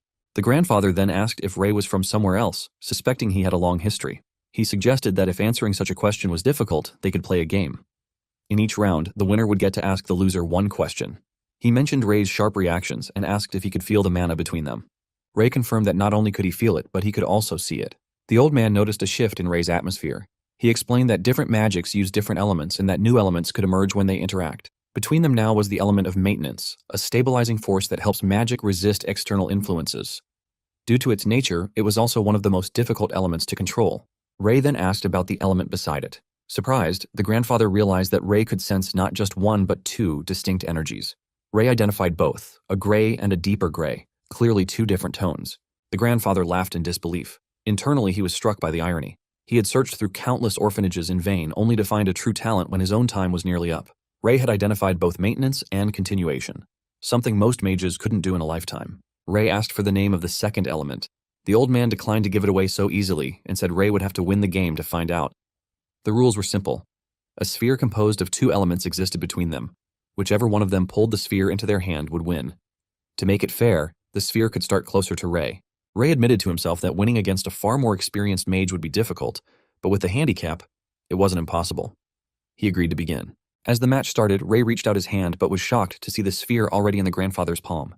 The old man had moved swiftly. With the win, the grandfather asked the first question: who had taught Ray magic? Ray answered that he was self-taught. This revelation impressed the old man even further, who noted that Ray had surprised him twice in a single day. Ray asked if self-taught mages were that rare. The old man smiled and said that since that too was a question, Ray would have to win the next round to get an answer. Ray nodded and signaled for the next game to begin. In the second round, the grandfather won once again.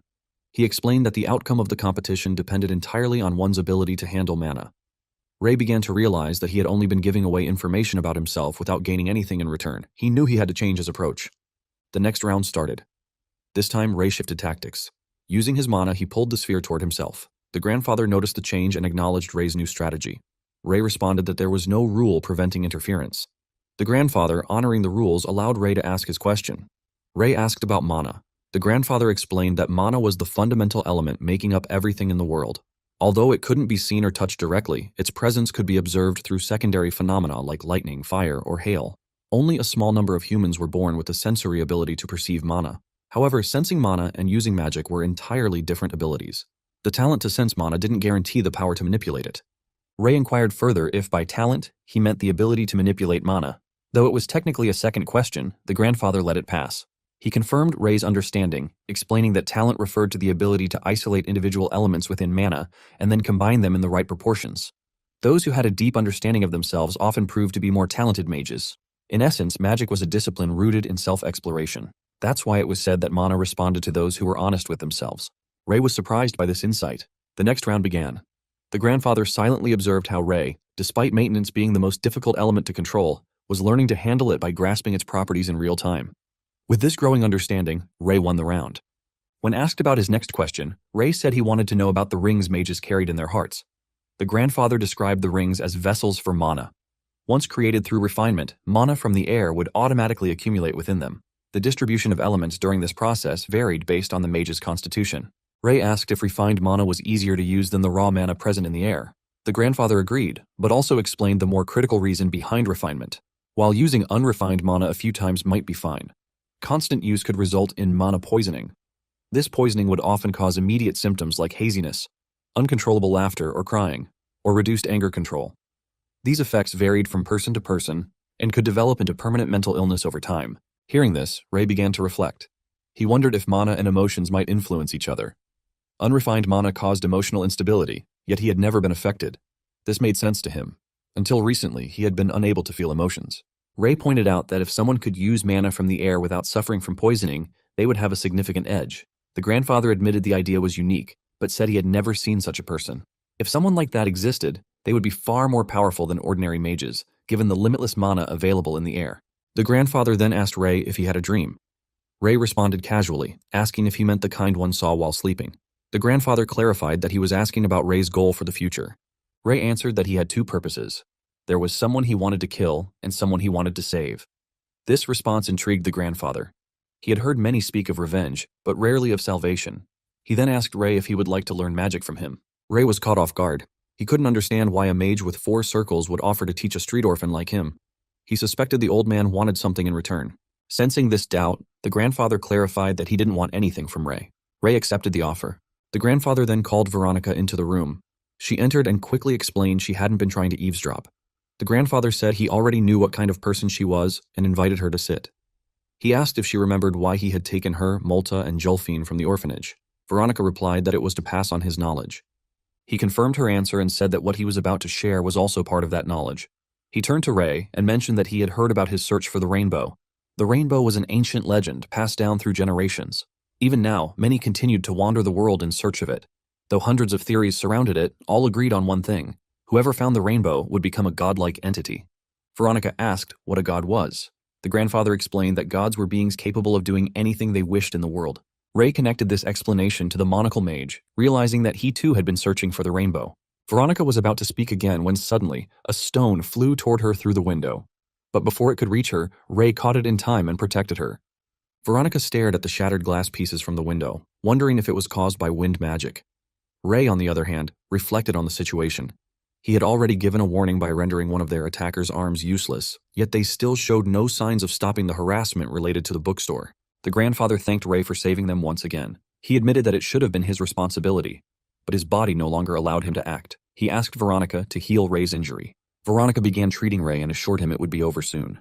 Ray found it strange that such a minor injury, and not even on himself, was seen as something worth crying over. Veronica warned that the wound would scar if left untreated. Ray thought to himself that having scars might actually be a good thing. It didn't sound bad at all. The grandfather gently reminded Veronica to avoid using magic before forming her mana circle. He noted that she had been drawing too much mana from the air. Veronica acknowledged the advice. Ray then informed the grandfather that he had heard about the stone-throwing incidents happening for a while. The grandfather confirmed it had been going on for over a month. He suspected it was being done at someone's request, likely someone who had repeatedly offered to buy the bookstore. It was highly probable that this person was behind the attacks. Ray asked if the grandfather had any intention of selling the bookstore. The grandfather admitted that he hadn't until now, but the situation was becoming unbearable. He explained that he had opened the bookstore half a year ago to train his disciples and complete the research paper he had dedicated his life to. It had brought him satisfaction, meeting children, helping those in need of books, and sharing knowledge. But due to his illness, Veronica had been managing the store in his place. If he were to die, the store would be left defenseless, run only by children. He felt he would have no choice but to sell it and find a safer place for the kids. At that moment, Veronica shouted in protest. She insisted the bookstore couldn't be sold. This was where the grandfather's dreams lived. She reminded him that he had wanted to run a bookstore since childhood. The grandfather thanked her for her heartfelt words, but reminded her that not everything in the world goes the way one hopes. Veronica, overwhelmed by emotion, declared that she didn't want to shut down the store and didn't want to see him disappear. As she said this, tears rolled down her cheeks. Tears welled up in the grandfather's eyes as well. He looked at Veronica and admitted that he had placed too much of a burden on her. After the grandfather fell asleep, Veronica stepped outside the room and explained to Ray about his condition. It was called the eternal sleep disease, a rare illness that had begun 2 months ago. As time passed, his sleeping periods would continue to grow longer until he would eventually never open his eyes again. He could no longer move and was only able to stay awake for 2 to 3 hours a day. She requested Ray to come back tomorrow, mentioning that the grandfather was usually awake in the morning. Before Ray left, Veronica handed him her raincoat. As he walked away wearing it, Veronica smiled and told him she would see him tomorrow. While heading out, Ray thought about Josephine. Although he couldn't connect emotionally with others' sadness, he understood the words and gestures needed to comfort someone. Ray turned back to Veronica and calmly told her not to worry, assuring that everything would go well. Hearing this, tears rolled down Veronica's cheeks. Ray then continued on his way. Walking through the street, Ray reflected on recent events. The 8th Street, where the bookstore was located, fell under the Jeffer gang's territory. He realized the kids from earlier must have been from that gang. With the black rain pouring down, they had probably returned to their hideout. Although Ray had originally planned to deal with Jeffer directly, he now needed to adjust his approach.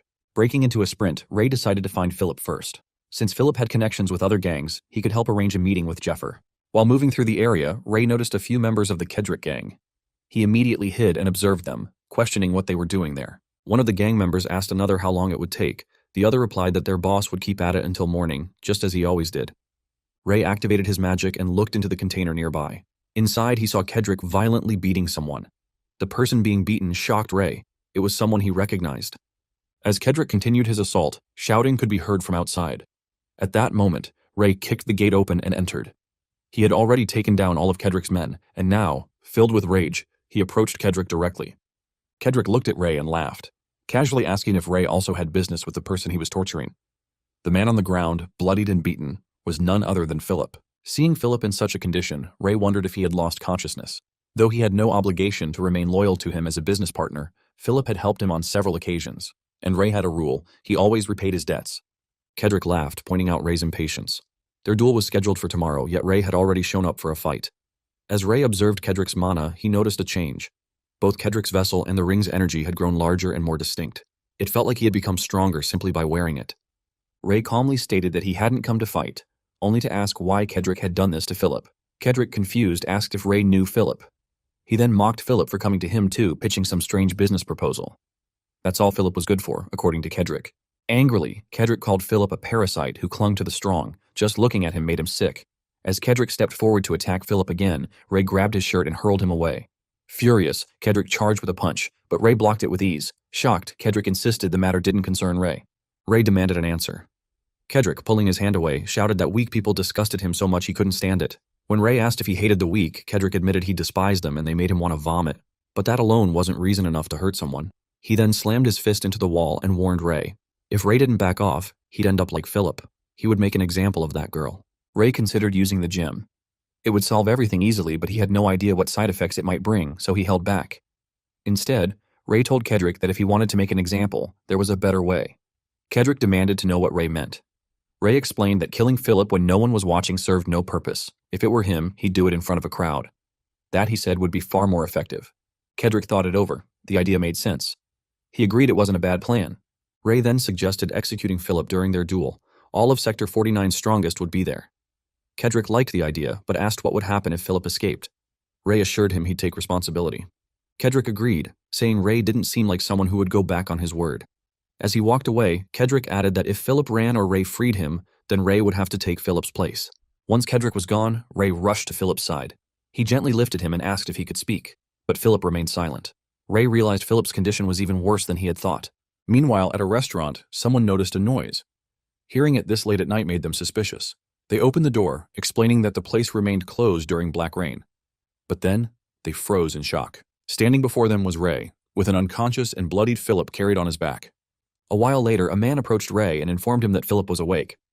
Ray went to meet him and remarked that he looked better than expected. Philip thanked him and said he had heard how Ray had carried him on his back. Ray simply replied that staying alive was enough. Philip agreed. Ray then asked why Kedrick had attacked him. Philip explained that it was an unexpected situation. He had been investigating the area beforehand so he could later send kids from his hotel to the stores in that part of the streets once Ray took control. Unfortunately, he had run into Kedrick. Ray called him bold, admitting he thought Philip was a coward. Philip confessed he was, but said there are times when one must overcome their fears. When Ray asked when that time is, Philip smiled and said it's obviously when there's an opportunity for profit. Hearing this, Ray thought to himself that while Philip claimed it was for profit, his mana was more pink than gold. There had to be another reason behind his stubborn desire to gather money. Ray then mentioned that it seemed Philip had known Kedrick for a long time. Philip admitted it wasn't something he was hiding with bad intent. Kedrick and he had been childhood friends. Both were weaklings surviving on the streets. Their situation improved the day Philip founded the hotel. Philip had been excited back then, proudly declaring they could finally open the hotel and even asking Kedrick if he liked it. But Kedrick hadn't shared the enthusiasm. Instead, he angrily asked how long they would have to keep living like rats, always in hiding. Philip explained that Kedrick was never satisfied. More accurately, he was always angry. After work, he trained his body obsessively. Then, 6 months ago, he left the hotel and began fighting like a madman on the streets. Ray said he didn't believe Kedrick could start winning fights just through physical training alone. Philip agreed. Kedrick always used to lose because his physique didn't match those who already ruled the streets. Ray then pointed out that things had changed suddenly. Philip confirmed it. Kedrick had suddenly become much stronger, almost as if something had triggered it. Ray asked if Kedrick had always worn a ring like the one he had now. Philip replied that the ring was something Kedrick had started wearing recently. He likely found it somewhere and began showing it off after becoming the leader of a group. Ray noted that Kedrick hadn't always been so violent either. Hearing that, Philip thought to himself how scarily accurate Ray was. He admitted that Kedrick had changed drastically after leaving the hotel. Ray then wondered if Kedrick had encountered the mysterious man from the basement while wandering the streets. If he had received the ring from that man, everything made sense. Philip shared that Kedrick had started avoiding him after heading into the streets. Even if Philip called out from a distance, Kedrick ignored him and sometimes glared with contempt. As Ray observed Philip's mana, he noticed it had turned pink, filled with sadness and grief. He then asked Philip if he wanted to try talking to Kedrick. Surprised, Philip asked if he meant actually speaking with him. Ray reminded him that Kedrick was an old friend and asked if he didn't want to make up. Philip said he did, if it were possible. Ray told him to come along to the battle. Once it was over, he would give Philip a chance to talk to Kedrick. Hearing this, Philip became hopeful, but quickly added that it was impossible. Only those affiliated with the 3 great gangs could enter, and someone like him wasn't allowed in. Ray assured him he had already informed Kedrick that he'd be bringing Philip. Shocked, Philip said he couldn't believe Ray would go that far for him and thanked him. Ray replied there was no need to thank him, because it came with a condition. If Ray lost, Kedrick would publicly execute Philip in front of all the gangs. Startled, Philip asked in disbelief if he really meant a public execution. Ray confirmed it. If Kedrick won, Philip would die, likely in an extremely painful way. Philip fell silent. Ray asked if he was scared. Philip thought to himself that he didn't know if it was fear, but he was certain his executioner stood right beside him. Ray placed a hand on Philip's shoulder and reassured him. There was no way Kedrick would win, and no way Philip would die. Ray then thought that if he saved Philip, the man would owe him. And in the future, Philip would have no choice but to help him. Philip finally agreed and said he would come. Ray called it a good decision and added that there was something else he needed Philip to do once they arrived. It was the second condition. Philip nervously told Ray that the joke was too harsh. Ray reminded him of his own words, about overcoming fear when there's a chance for profit. This, he said, was a business proposal, an opportunity to rake in massive profits. Philip admitted to himself that Ray wasn't wrong. The duel would be witnessed by spectators from the three great gangs, along with other gang leaders like Jeffer and Lotson. A vast amount of capital would be gathered in one place, unlike anything seen before. Still, he wondered if they would be able to make it out safely even if everything went according to Ray's plan. Ray confidently stated they only needed to beat Kedrick. Even if there were 100 others, they wouldn't be a problem. Hearing this, Philip took out a sheet of paper and declared it an honor to work with Ray.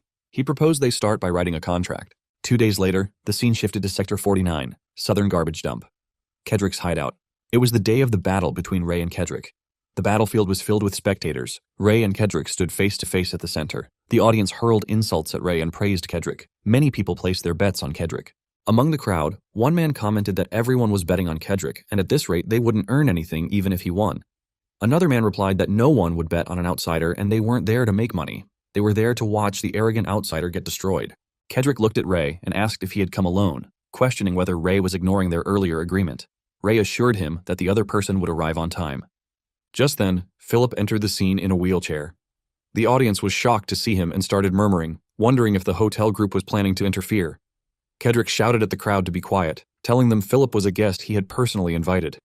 He mentioned he had planned a fun show for after the battle and asked Philip to confirm. Philip nodded in agreement. Philip looked toward Ray and Ray looked back at him.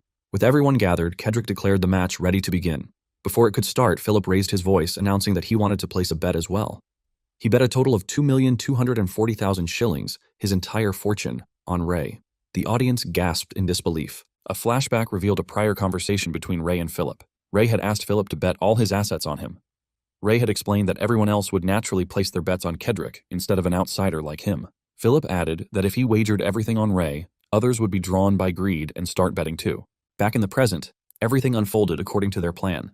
The audience rushed to place their bets on Kedrick. Kedrick, noticing this, asked Ray if he had told Philip to do that. Ray replied that he was half right. Kedrick laughed and said he didn't mind. If Ray brought him money too, he would gladly welcome it. A man rang a bell, signaling the start of the match. Kedrick charged forward, aiming a punch at Ray. Ray dodged it and thought to himself that Kedrick was much faster than before. Still, his movements were sloppy compared to Humphrey's. Ray decided he would break Kedrick's arm in a single move. They both briefly stepped back. Kedrick laughed, acknowledging Ray's skill. He said that with someone like Ray, he could fight with true killing intent. Kedrick charged toward Ray, attempting a powerful kick. Ray responded with a punch, which Kedrick managed to dodge. Their intense back and forth excited the audience. Watching the fight, Philip observed that neither of them was backing down, because doing so would mean getting burned to ashes. Kedrick launched another kick at Ray, but Ray ducked and avoided it. He realized it was a waste of energy to face Kedrick head-on. For now, he decided to knock him down. Ray grabbed Kedrick and tried to slam him to the ground but failed. Kedrick resisted, shouting that he wouldn't just let Ray do as he pleased. In response, Ray lifted Kedrick and threw him across the field. The audience was surprised, and many began to believe that Ray might actually defeat Kedrick. Some voices from the crowd reached Kedrick's ears, noting that he was on the ground and might end up losing at this rate. Hearing this, Kedrick got up in anger, denying the possibility of defeat. Furious, he charged at Ray, aiming a punch. Ray dodged and noted the heavy weight behind each of Kedrick's strikes. At this pace, things wouldn't end well. Ray then recalled something Niles had once told him, that in a fistfight, body weight was usually the deciding factor. Kedrick landed a punch, which Ray blocked with his hands, realizing that even a protective barrier couldn't fully absorb the impact. More of Niles's words echoed in Ray's mind. There was a way to overcome the weight difference. A joint lock. With that thought, Ray leaped over Kedrick and locked his joints tightly. Kedrick screamed in pain, demanding to be released. Ray told him to give up and accept defeat. In desperation, Kedrick activated the power of a ring worn on his finger. Sensing danger, Ray noted that Kedrick might destroy his own body if he continued. Without hesitation, Ray slammed Kedrick to the ground and removed the ring from his finger. The crowd began to murmur, wondering if Kedrick had lost. Seeing him motionless, they declared it was over. Ray silently assessed that Kedrick wouldn't be able to move for several weeks. Philip started walking toward Ray. Meanwhile, Ray took the money box from one of the officials, saying he would hold on to it until the duel was completely over, just in case anyone tried something sneaky. Watching this, Philip realized that Ray's top priority was the money. Suddenly, Kedrick stood up again, shouting that it wasn't over. He refused to accept defeat, insisting he wasn't weak, but the audience had turned on him. They threw food, cans, and trash at him, yelling that he had lost and blaming him for their money losses. Angry insults filled the air. Humiliated, Kedrick thought to himself not to be looked at with such disgust. Overwhelmed with rage, Kedrick grabbed flames from a nearby fire and hurled them at the crowd, screaming that he would kill them all. He declared his intent to burn everyone to ashes. Flames erupted all across the battlefield, engulfing the area in fire. People began running in every direction, trying to escape the chaos. Kedrick, laughing madly, declared that no one would ever look down on him again. But suddenly, his body gave out, and he collapsed to the ground. Watching him, Ray realized that Kedrick could no longer move. Attempting to save him now would put both Ray and Philip in danger. Ray then noticed Philip walking toward Kedrick, trying to lift him up. Despite the danger, Philip struggled to carry him but couldn't manage to do it alone. Ray approached and asked if he planned to drag Kedrick to the wheelchair. Philip replied with surprise that he hadn't expected Ray to still be there. He thought Ray would have left already.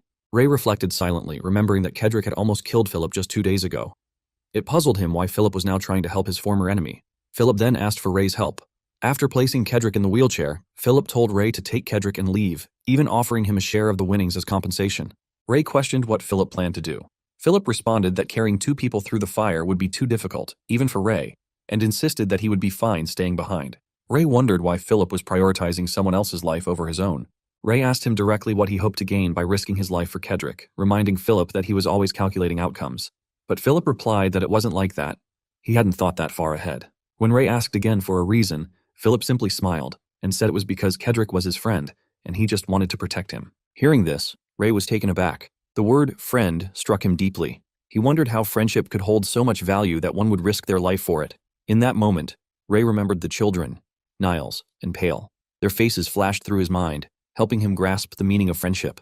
Ray then thought that maybe, if he had reached out just a little more in the past, he might have truly understood it. But now, he believed that no matter how hard he tried, he never would have. Philip then asked if Ray was truly going to help him. Ray replied that it was too late to escape. They were already surrounded by flames. It might be safer to stay inside the arena, where the fire hadn't spread yet. Ray began taking off his t-shirt, surprising Philip. He tore the fabric and infused it with magic, which astonished Philip further. Philip asked in disbelief if it was magic. Ray confirmed and instructed him to cover his mouth with the cloth to avoid inhaling smoke. Ray thought back to the time Philip asked him to investigate mages. At the time, he had found it pointless. He never believed magic could actually exist. But now, seeing it in action, he realized that if they could create water, they might be able to escape by dousing the flames. Ray admitted that his magic was limited and promised to answer Philip's questions later. For now, he needed answers of his own. He asked Philip what he believed a friend truly was. Philip was caught off guard and questioned the timing of the question, wondering if it was really important. Ray affirmed that it was very important. Philip replied vaguely that everyone already knew what a friend was. Ray disagreed, saying that their definitions might differ. When Philip asked what Ray thought a friend was, Ray answered that it was someone you'd known for a certain amount of time. Philip pondered silently, realizing that the odd feeling he'd experienced while working with Ray had now begun to make sense. He responded, telling Ray that his idea wasn't wrong, but it was incomplete. A friend, he said, was someone who helps you without expecting anything in return, and someone you would help in the same way. That's what a true friend is. Ray asked Philip if he had any regrets, now that it seemed they might all die there. But Philip, calm and unwavering, replied that he didn't. He believed Ray was simply responding to his emotions, his concern for Kedrick. Ray questioned the word worry, and Philip explained that it was the desire to protect someone simply for who they were. Suddenly, debris from the collapsing building above them began to fall. Philip looked up in shock. Ray, realizing it was too late to escape, accepted the moment. This time it felt real. Death was inevitable. He recalled how that night his only thought had been to destroy the golem. But now, he understood it wasn't just about repaying the children for their sacrifices. The truth was, he wanted to continue living with them. With that realization, Ray activated his magic and created a shield around them. Philip watched in stunned silence, overwhelmed by Ray's sudden use of power. In that moment, Philip realized that he too had wanted to protect them. Philip then turned to Ray, astonished by how he had simply raised his hand and conjured a magical barrier. Ray admitted he hadn't been sure it would work. He instructed Philip not to move and to stay still. Philip, confused, asked why. Ray focused his magic on Philip's injured leg. Slowly, the wound began to heal. Philip, watching in disbelief, saw his broken leg being restored. Grateful, Philip thanked Ray and promised never to forget how he had saved both him and Kedrick. Ray acknowledged the thanks, then thought to himself about all the things he would now need from the two of them. He also wanted to test the true limits of white mana. Philip asked what they should do next. Ray told him to just leave. Philip then asked if Ray was going to use magic again, but Ray said no, it wasn't necessary. All they had to do was wait until the fire ran out of fuel. Meanwhile, outside, a group of men stood staring at the burning base.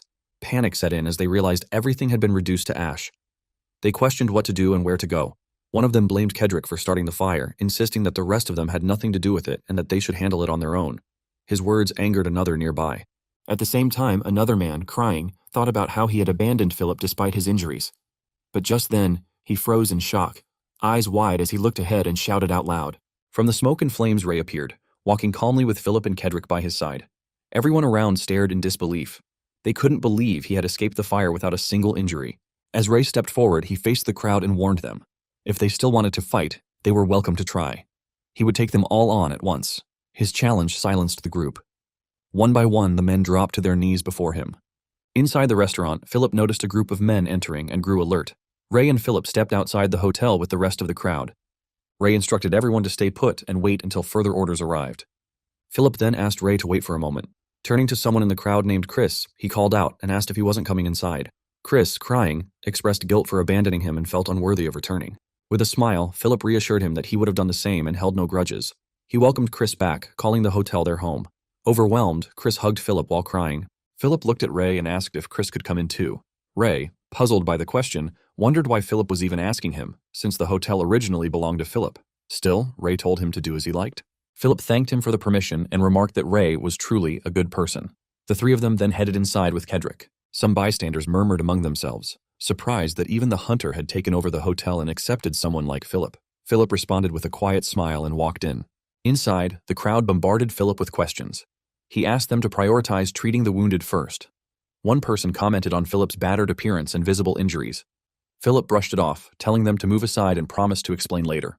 As he considered how to transport Kedrick to the infirmary on the second floor, Ray stepped forward and told everyone to move. He lifted Kedrick into his arms and carried him upstairs. Later, Ray and Philip sat together. Philip asked if he could now ask questions about what he had seen in the arena. Ray confirmed that he could use magic. Philip acknowledged it, understanding now, and noted to himself that Ray usually avoided talking about personal matters, so he would have to approach things carefully. Ray shifted the focus to financial matters, stating that he preferred to settle those first. Philip informed him that their betting earnings totaled 4,240,000 shillings. Ray handed Philip his share. Philip was surprised by how quickly Ray had calculated everything. Ray then brought up a request. He gave Philip money and explained that since their base had burned down, he needed a new one. He asked Philip to find a replacement location and to let him know if the payment was insufficient. Philip agreed to help arrange the base and even offered to handle furnishing, but refused to accept the money. When Ray asked why, Philip said the distribution was unfair. Ray should receive more since everything that happened was because of him. Ray dismissed the idea and told him to take it anyway, but Philip still refused. Ray didn't understand and questioned what Philip stood to gain. Ray then proposed a new perspective. He wanted to invest in Philip. Philip confirmed it. He hoped to gain profits in the future. If investing in Ray helped maintain stability, then his hotel would become safer and he could focus on his business. Ray understood. Just then, a man rushed in, reporting a serious problem. Jeffer and Lotson had arrived with all their subordinates. Philip was taken aback. As they rushed out, Philip explained that the two hadn't brought their entire gang. They had left watchmen at various spots. He suspected they had heard about all the betting money being moved to the hotel. Ray calmly said he already knew. Philip was surprised and asked why he hadn't dealt with them earlier. Ray explained that they would have had to face the two gangs eventually anyway. Philip reminded him that he had just gotten out of a duel. Ray then referenced Philip's earlier comment about profiting off investments. Philip asked why he was bringing that up now. As he stepped outside, he said Ray would soon receive his dividends. Ray followed him out to find Lotson and Jeffer waiting with their full gang. Lotson, seeing Ray, mocked him, thinking he had died in the fire. Jeffer questioned how he had escaped and accused them of intentionally starting the fire to steal the betting money. Turning to Philip, he claimed betrayal and expressed disappointment. He demanded all the money, promising to leave quietly if they handed it over. Philip, shocked by the bold demand, couldn't believe his audacity. Ray responded calmly, agreeing to hand it over. He flipped a coin toward them and said that it represented all their earnings. Ray told them that if they wanted the money, they should take it by force, because that's how things worked on the streets. Hearing this, Jeffer started getting furious. Ray then told Philip to return to the hotel first, and Philip followed the instruction without question. Suddenly, Jeffer and Lotson charged at Ray, shouting aggressively. Ray thought about how his body wasn't in top condition, just like Philip had said, but he knew it wouldn't matter, not as long as he had his ring. He slipped it onto his hand and immediately shattered both of their weapons with swift strikes. Lotson and Jeffer were left shocked. Without giving them time to react, Ray grabbed both their faces and slammed them into the ground. The watching crowd gasped in disbelief. Ray turned to the remaining gang members and demanded they attack him. They rushed at him all at once, but Ray unleashed his full power and began taking them down one by one with ease. Watching from the sidelines, a hidden man whispered in disbelief, wondering how many opponents Ray was handling alone and how he wasn't being pushed back at all. The man behind him called it cool. The first man shouted at him to get it together and reminded him that Kedrick was their leader. The second man responded that Kedrick had already lost to the hunter. The first one snapped back, calling out to the group and telling them to be honest with themselves. Everyone was angry at Kedrick too, always criticizing how he acted on his own. The rest of the men agreed with him. Suddenly, another gang member shouted to his companion, urging them to split up and break into the hotel. Ray overheard their plan. As those men began to flee, Ray gathered energy in his voice and roared for the others to stop them. Hearing his order, Kedrick's men sprinted after the escapees, acknowledging the hunter's command. One of the fleeing men shouted back that their enemy was the hunter, but Kedrick's followers slapped him and declared that the hunter was now their leader. Confused, the man asked why they would follow an outsider, but Kedrick's remaining men had already joined Philip and Ray's side, ready to support them. From inside the hotel, Philip observed everything unfold. Suddenly, a group of men arrived at the hotel gate with a battering ram. The bystanders panicked and moved aside in fear. The attackers slammed the ram against the gate, shocking Philip. But before the ram could do more damage, they were stunned to see Ray catching it barehanded. The attackers pushed harder, trying to force it through, but Ray held his ground. He gripped the ram tightly and spun it, sending the attackers flying backward. Kedrick's men and Philip were thrilled to see it.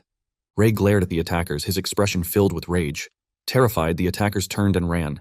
Ray, however, knew he had reached his limit. Suddenly he paused, stunned. All the people around him began praising and appreciating him. Seeing their admiration, Ray saw a color he had never witnessed before. He couldn't identify the emotion, but he thought to himself that it didn't feel bad at all. With that thought, Ray collapsed on the ground, unconscious. Ray appeared in an empty field, looking around in confusion. He questioned where he was and wondered if he was dreaming, though he usually didn't have dreams. In front of him stood a mountain of garbage. Ray climbed it and looked toward the sky, where an intense, white light was shining. He felt a strange sense of certainty, as if that light had always been white. Suddenly, numerous colors burst out from the light, spreading across the world around him. Witnessing this, Ray tried to understand what it was, but the dream ended, and he woke up with a jolt. Ray found himself in the infirmary inside Philip's hotel. He tried to recall the dream but couldn't quite grasp it. Two men entered, excited to see him awake. They asked if he was hungry and offered to prepare a meal right away. Ray refused the food and instead asked for the date and time. They informed him that it was July 11th, 6:23 p.m. Ray realized he had slept for an entire day. He got up, deciding to step outside for a while. The men acknowledged his decision without hesitation. Outside, Ray observed how Philip had already finished assigning tasks and organizing Kedrick's gang during his sleep. He saw Kedrick's men offering help to others, asking if there was any work they could assist with. One man asked them to move equipment shelves to the warehouse, and they immediately agreed. Kedrick's men began helping willingly. Ray watched from above before climbing down. As he descended, everyone noticed him and began talking with concern and admiration. They were happy to see the hunter awake. Ray, unsure how to respond to their attention, felt overwhelmed. Suddenly, a loud voice broke through the chatter. Kedrick came rushing in, holding a scalpel in his hand. The people around were startled by the sight. Ray calmly told everyone to step back. Kedrick lunged at Ray, thrusting the scalpel toward him. It stopped just in front of Ray's eyes. Kedrick's body trembled as he tried to hold himself back. With a shaken voice, he said he would kill Ray. Ray grabbed Kedrick's hand, brought it close to his own neck, and challenged him. While doing so, Ray realized Kedrick's mana vessels had no trace of red mana. He lacked the conviction to kill. Kedrick then attempted to stab the scalpel into his own neck. The crowd gasped in shock, but Ray quickly activated his mana and stopped him in time. He told Kedrick it was enough and asked him to follow. There was something important they needed to discuss. Philip apologized to Ray, admitting that he had made a mistake by leaving Blades in the infirmary. Ray reassured him, saying it was fine since no one was hurt. Kedrick sat silently with his head lowered. Philip turned to him, mentioning that he had heard what happened and asked if Kedrick truly intended to die. Kedrick confirmed that he was serious. Philip, surprised, asked why. Kedrick explained that after losing the duel, he felt everyone would now see him as weak. He feared they would mock him and look down on him. Philip tried to assure him that it wasn't true, and even if it was, he could overcome it. But Kedrick slammed his hand on the table in frustration, shouting that Philip didn't know anything about him. Observing Kedrick, Ray noticed his mana was depleting at an unusually fast rate. This reminded him of something Veronica had once told him.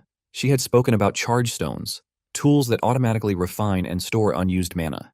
But they had limitations, lacking the complete refinement of a mage's rings and posing the risk of mana addiction. Back in the present, Kedrick wept, questioning why Ray saved him. He believed everything was over and said it would have been better if he had burned to death. Philip responded without hesitation. He saved Kedrick because he considered him a friend. Kedrick was taken aback. He shouted, reminding Philip that he had tried to kill him, attacked members of the hotel without mercy, and still Philip dared to call him a friend. Philip remained calm, believing Kedrick had his reasons. He was certain Kedrick wouldn't have acted that way without cause. Ray continued observing Kedrick's vessel, noticing once again the absence of red mana. He wondered if Kedrick was only pretending to be angry. Philip reminded Kedrick that they had spent half their lives together. Kedrick responded angrily, telling him to stop talking nonsense. Philip asked him directly, if that was nonsense, then why had he done everything he did? Kedrick tried to deflect, asking him to stop pushing, but Philip grabbed his hand and pleaded. If Kedrick still thought of him as a friend, then he had to tell him the truth. Kedrick, overwhelmed, reflected on everything. Despite how he had treated Philip, despite the pain he caused, Philip still saw him as a friend. This realization broke him down, and he apologized, breaking into tears as he embraced Philip. Philip gently told him to stop crying. Ray watched quietly, recalling that Kedrick had always been a crybaby. Kedrick apologized to everyone for what he had done. He explained that he hated his own weakness and would get angry just seeing others who reminded him of his past self. Though he had worked for different gangs as an affiliate of the hotel, he always ended up forced to kneel and hand over his earnings. That humiliation fueled his desire to grow stronger on his own. He often imagined standing up to those gangs and trained relentlessly. When he thought he had finally gotten a chance to fight back, he later realized it had all been a misunderstanding. He had to return to the hotel, but the shame crushed his pride. To cope, he convinced himself that he was different from the others, that he wouldn't settle for weakness or accept being controlled by the strong. That's when he met someone. One day, Kedrick was sitting alone by the roadside when a man approached him. The man remarked that Kedrick seemed like gunpowder on the edge of exploding and asked what made him so angry. Kedrick confessed his deep self-hatred. The man, smiling eerily, handed him a ring and claimed it would cure an illness, preventing him from using his muscles properly. He said the ring would ease that condition. Kedrick explained that the man's words felt true. He accepted the ring with hope. Becoming a gang leader had been a long-held dream of his. Ray then interrupted. There was something Kedrick needed to know. The reason he grew stronger wasn't due to a cure, but because of magic. The ring contained a spell that enhanced physical strength. Kedrick was shocked and demanded his ring back, but Ray used his own magic to burn the ring and explained further. Mana could be used for many things, from creating fire to enhancing strength. Kedrick had been deceived by magic. Stunned, Kedrick struggled to process it. He realized that his strength had never come from within, that no matter how hard he tried, he hadn't truly changed. He feared he had returned to being the pathetic person he once was. But Ray told him that there was no need to go back. Confused, Kedrick asked what he meant. Ray showed him a different ring and repeated that there was no need to return to his old self. He just had to follow Ray's instructions. If he did, he would gain more than he ever had before.